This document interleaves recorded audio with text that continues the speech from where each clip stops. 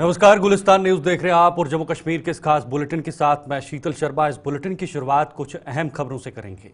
Beacon परियोजना के तहत भारतीय सेना तमाम विपरीत परिस्थितियों में आम लोगों को राहत पहुंचाने की मुहिम में जुटी हुई है।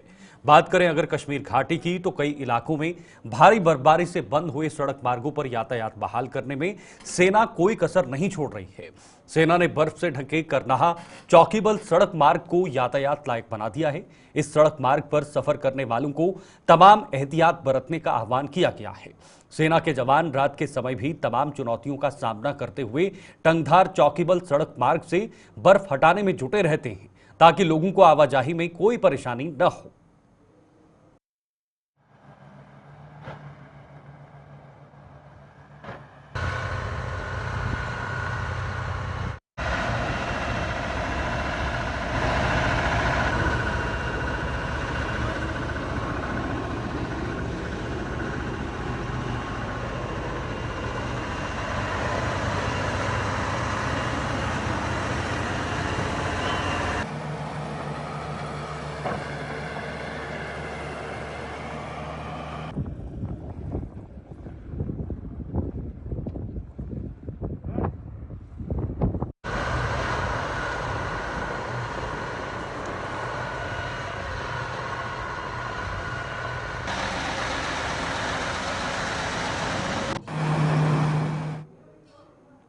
रंगों का त्योहार होली आज देश विदेश में धूमधाम के साथ मनाया जा रहा है और जम्मू कश्मीर में भी लोग इस पर्व की खुशियां मना रहे हैं और चारों तरफ गुलाल उड़ रहा है। जम्मू में भी इस पर्व की धूम देखी जा रही है और खास तौर पर बच्चों का उत्साह चरम पर जा पहुंचा है।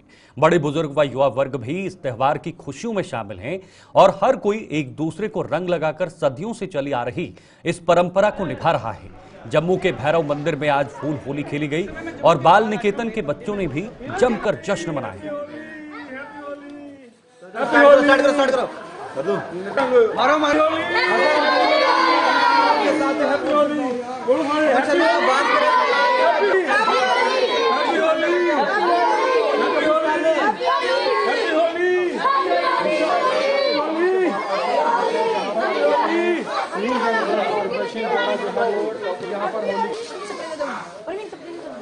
ये देखिए सचिन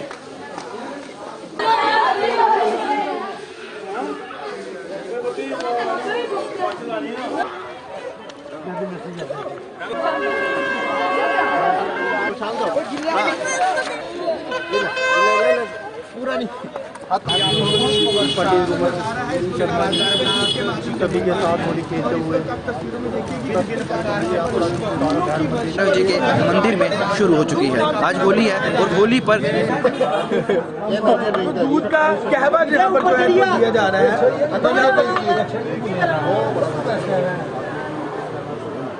लंगर प्रसाद की भी व्यवस्था की गई है।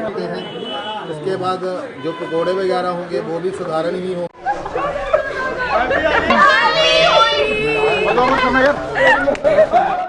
हर साल की तरह इस साल भी हमने जम्मू के बाल आश्रम में होली का बड़ा त्योहार बड़ी धूमधाम से बनाया। हमें होली की देखो, हमारा होली का त्योहार होता है खुशी का।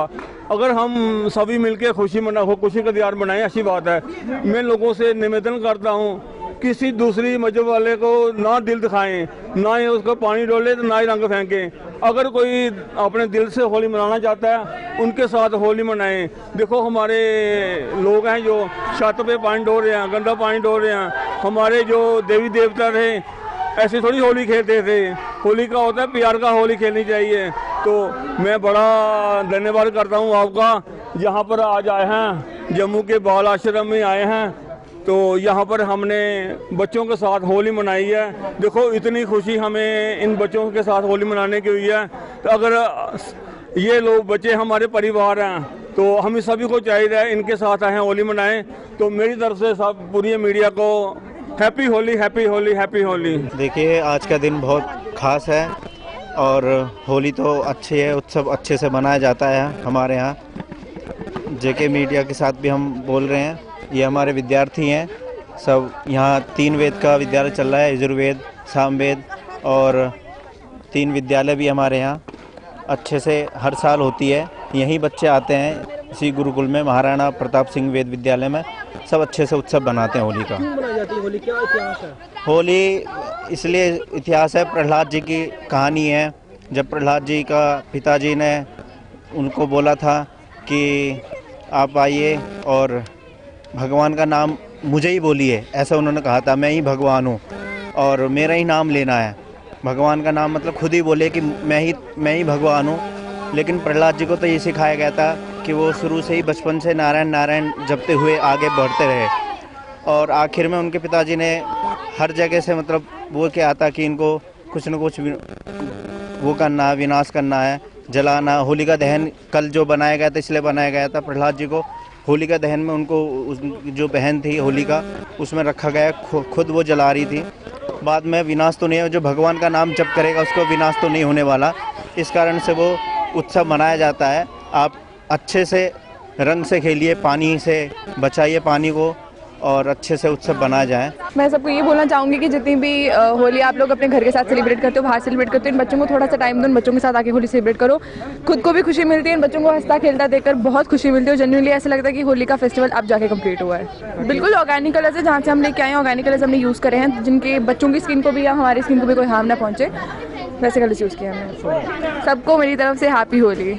होली पे यहाँ आके हमें बहुत ज़्यादा अच्छा लगा। हमने बच्चों के साथ सेलिब्रेट करा, वो हमें ज़्यादा खुशी, मतलब मोस्टली हम अपनी फैमिलीज़ के साथ में खेलते हैं ज़्यादातर, बट अगर आज हम यहाँ पे आए तो हमें ज़्यादा, क्योंकि ये भी हमारी एक फैमिली का पार्टी है, तो हम चाहते हैं जैसे और भी लोग हैं जम्मू के वो यहाँ पे आए, जितनी उनकी हेल्प हो सकती है, जितना वो खेल सकते हैं यहाँ पे आके एक बार सेलिब्रेट करें इनके साथ में भी। हाँ, मैं वो ये बोलना चाहूँगी हमें थोड़ा ध्यान से ड्राइविंग करनी चाहिए। माना कि आज होली है, सभी होली खेल रहे हैं, बट स्टिल हमें सेफ ड्राइव वगैरह, जैसे कुछ लोग हैं मतलब भांग वगैरह ज़्यादा ओवर कर रहे हैं, उसके लिए मतलब थोड़ा ध्यान रखना चाहिए। नॉर्मल ड्राइव करें, क्योंकि और लोग भी हैं जो सड़कों पे भी खेल रहे हैं आज के दिन।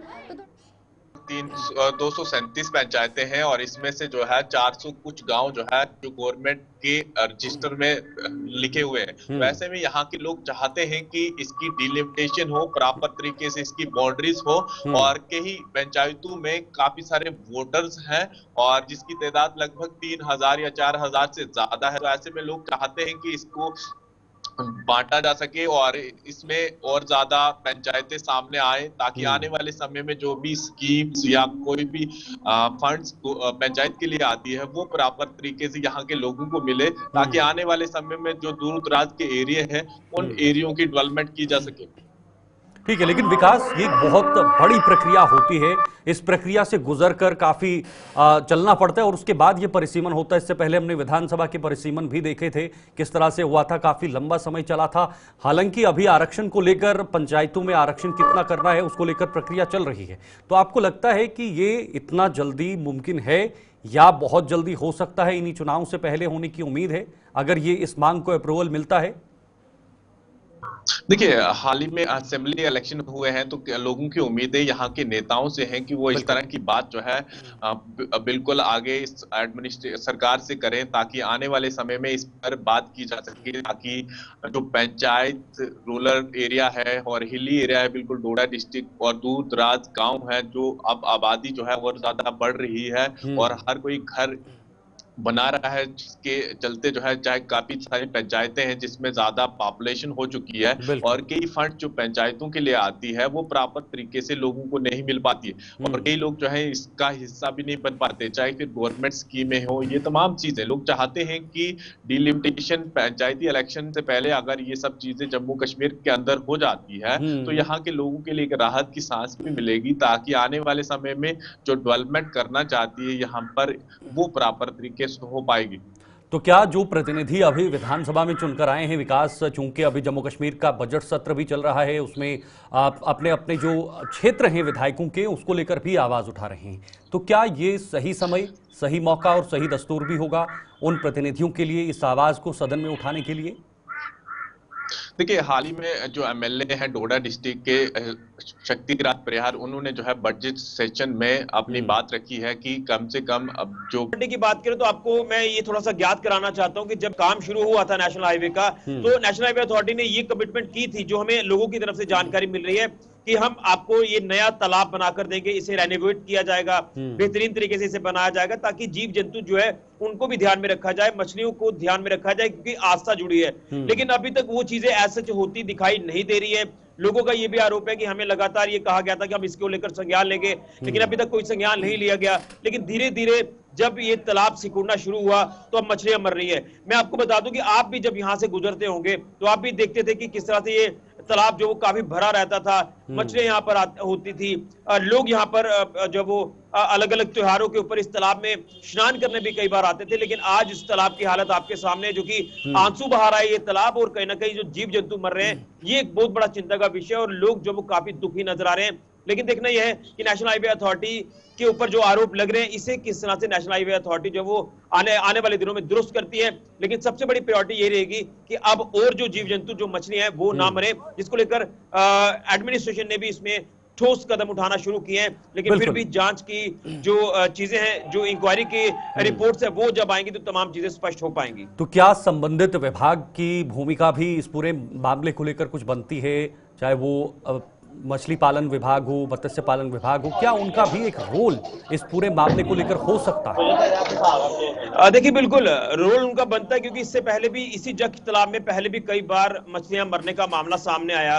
उसमें मौसम एक बदलाव जब होता है मौसम में, तो ये एक फैक्ट जरूर रहता है। लेकिन दूसरी तरफ हमें ये भी देखना होगा कि हम अपने वाटर बॉडीज को नुकसान पहुंचा रहे हैं, खुद ही नुकसान पहुंचा रहे हैं। और वाटर बॉडीज जब खत्म हो जाएंगी, पर्यावरण को नुकसान हो जाएगा, काफी चीजें जो है एटमॉस्फेयर से जो जुड़ी रहती हैं, उस पे असर काफी ज्यादा पड़ता है। तो मुझे लग रहा है कि इसमें जल्द से जल्द कोई ना कोई संज्ञान जरूर लेना होगा। चलिए, बहुत बहुत शुक्रिया आपका ऋषि, हमारे साथ जुड़ने के लिए। ऋषि खजूरिया इस वक्त साबा से हमें जानकारी दे रहे थे। बहुत एक सीरियस मैटर है और इसे फिलहाल प्रशासन ने अपने संज्ञान में लेकर कार्रवाई शुरू कर दी है।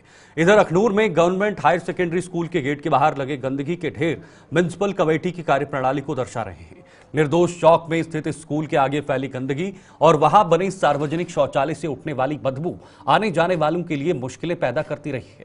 स्थानीय लोगों की माने तो म्युनिसिपल कमेटी ने सफाई का ठेका प्राइवेट ठेकेदार को दिया है, जो अपनी जिम्मेदारी निभाने में नाकाम साबित हुआ है। स्वच्छता अभियान को लेकर सरकार बड़े बड़े दावे कर रही है, लेकिन जमीनी सतह पर इन दावों में कोई सच्चाई नहीं है।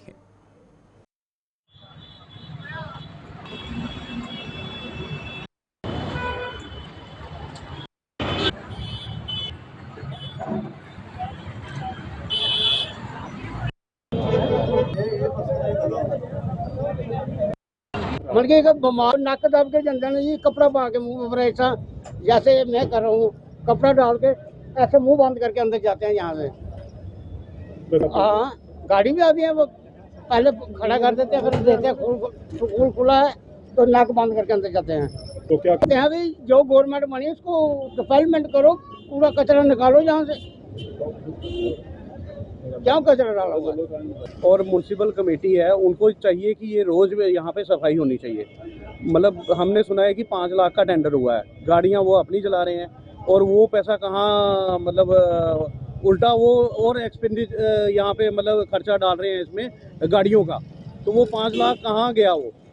अगर इनके पास सफाई कर्मचारी नहीं है तो कम से कम वो डिमांड रखें, मतलब सरकार से डिमांड रखें कि हमारे पास सफाई कर्मचारी नहीं है, तो जिससे सफाई कर्मचारी बढ़ेंगे और ये साफ सफाई का पूरा मतलब हो जाएगा। तो इनके पास मतलब ये देखिए ना, आप देखिए पूरा ढेर, ये मेन मतलब रोड है, यहाँ से जाते हैं बच्चे और ये मंदिर है। तो बाकी आप खुद देख लीजिए। बस यही है कि कम से कम जो बेसिक हमारी ज़रूरतें हैं, रोड हो गया, पानी हो गया, ये साफ सफाई होगी, ये तो इसका तो ध्यान रखें। जो म्युनिसिपैलिटी है वो अपना काम सही तरीके से नहीं करती है। ये नाला है, देखो आप, स्कूल के आगे गंद निकाल जाते हैं बाहर, लेकिन उठाने नहीं आते 2-2 दिन। पर्ची दुकानदारों की 200 रुपये महीने लगी हुई है, पर्ची कंटिन्यू। और गंद देखो, गंद सारा डाला हुआ है। प्रॉपर तरीके से हफ्ते के एक बार भी नाला निकाले ना, तो ये नाले की सफाई हो जाती है, लेकिन सफाई कर्मचारी नाला निकालते नहीं हैं। जो निकालते हैं हफ्ते 15 महीने के बाद या 15 दिन के बाद, तो बाहर डैंप लगा देते हैं और इधर बीमारी का घर बना हुआ है। और आपके माध्यम से यही कहते हैं कि इनको की सफाई ऐसे से करो। और अभी गर्मी आ रही है, डेंगू का खतरा बना हुआ है। आप ही देखो ये क्या है, स्कूल के आगे ये डैंप लगे हुए हैं इतने कचरे के। और आपके माध्यम से यही है, म्युनिसिपैलिटी से अपील है कि ये जल्दी आए और इनको कहो कि ये नाला निकाले और ये सफाई करे बस। चलिए, जम्मू कश्मीर के इस खास बुलेटिन में फिलहाल के लिए इतना ही। मुझे दीजिए इजाजत। नमस्कार।